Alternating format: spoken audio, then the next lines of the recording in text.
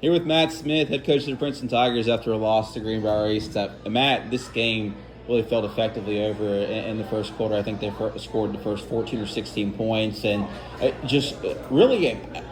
weren't even a lot of shot attempts, and it felt like some of that. I don't want to say scared, but like Fuller seemed to be a real big deterrent. And obviously, when you have a 6'4" kid, that tends to do that. But it just seemed like she was a real deterrent. They were real hesitant to attack her.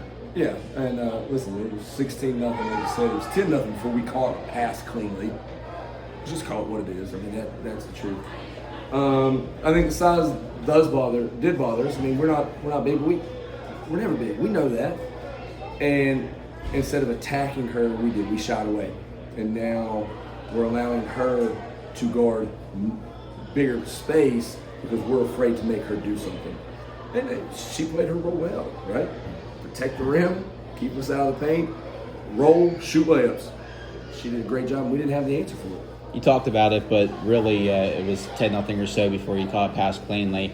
6-0 before you could even blink because they got the layup and then the steal. It just felt like they just had trouble settling in. I mean, what did you kind of see there? Yeah, I would hope not nerves, but maybe a little nerves. We've tried to play big games throughout the year, so I would hope at this point we wouldn't be afraid of those moments, but we were afraid of it looked like. Now, end of the day, when we're not getting any good looks, I'm the guy in charge of that, so it falls back on me. We rushed, because then when we settled in, listen, they stayed in that press. The press wasn't the problem, like you said earlier, it was the back end. Right? We knew the deep diagonal, and then a cross would be open. Then when we got there, it was like, yeah, we're scared of Fuller. And that's the problem that we had consistently. But losing a kid on a tip is a tough way to start a game, man. So it looked like Abby was out. Tell me what happened there. So at Wayne last Thursday, she goes up for a rebound, comes down on a girl's foot. Went and got it checked Friday when we got back. Early, prognosis is they think maybe a partially torn ligament in the ankle. I'm still holding out hope. Last time we talked, you talked about the impact that Abby Honaker has on a game, even if she's not scoring the basketball. And I think that's something that was also felt tonight. We don't have seniors, but Abby was the kid who's been there. She saw it with a group of seniors last year. She's seen big environments. She's seen pressure. She's been that calming force who, when moments get big, can kind of just say, "Hey, it's going to be okay." And I think you can tell that was missing tonight. But it's something we got to work through, right? It's like I told the girls, nobody's going to feel sorry for us.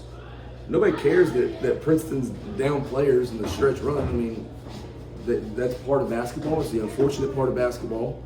And, that's something we're going to have to figure out in the next week or so that we can get back to where we were with Abby's leadership on the floor. Because that is hard to replace. I mean, Abby Honaker is the leader of our basketball team, and we greatly missed her.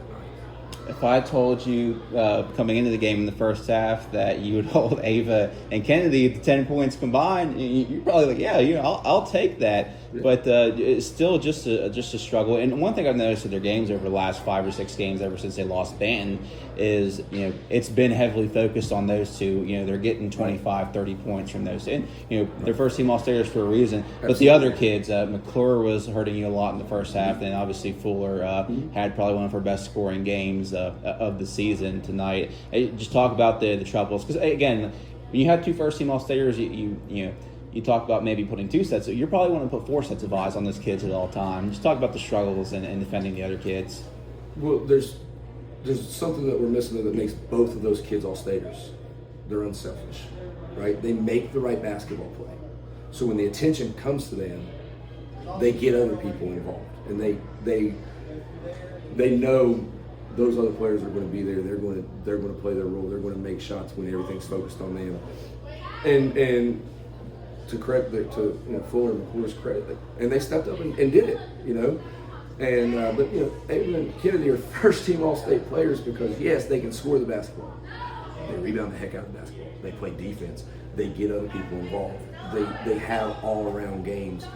So when you put people like that in a situation where they know they have the advantage because we have to give so much attention to them, it allows those other kids to play their role. And like I said, those two guards, they see the floor very well and they get through the best matchup. And then it felt like the dam finally broke for him in the sequence in the third quarter. I think they hit on 4 consecutive threes, 2 each. And I was going to say, now the first teamers are making threes. A 20-point game seems manageable. When it gets to 30-point, candidly, you guys really aren't built to overcome that sort of deficit. And I don't want to say you lose people, but if you're not within arm's reach of either one of those kids, they're deadly. They're scores, right? And so we gave them just enough space for them to get comfortable. And it feels like I've seen a Stewart do this for years. Coming off of a screen, if you're not there to meet it, shot's going up, right?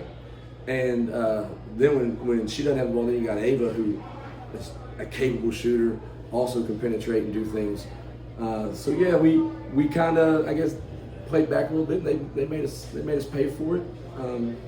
Credit goes to them. I mean, I'll be nice. I'll settle real quick. I'll be nice. I won't get myself in trouble. Let's put it that way. We just got our butt kicked. Plain and simple. We got our butt kicked tonight. What do you take away from a game like this so close to tournament time? Obviously, realistically, you should be the 2 seed at this point, so you probably won't see them again unless, you end up matching up with them and you get to a state tournament and match up with them in Charleston. But, essentially, if you're wanting to win, if you're wanting to go where you want to go, you're going to have to go and knock out a team like that. Absolutely. You've done it before. Just about what you take away from something like this. What it looks like when 5 people are playing together, right? They all play a role and they play it well. We're still trying now to establish things. Who's here, who's there. So we got to be detail oriented now. We've seen what I would say 3 of the top 5 teams in the state of West Virginia, right? East, GW, James Monroe. We've seen them. What do those teams do that separates them from where we are, right? And so that comes with coaches going back, watching film, seeing those things, and then trying to put kids in the best situation possible. It's going to be a late night. There's going to be a lot to watch. We got practice tomorrow, Oak Hill Friday, and then we got a couple days before regional. But what is it that these elite teams in the state of West Virginia are doing that we're not doing, that we can fix with the personnel we have to better put ourselves in situations to compete against those teams? Thank you, Coach.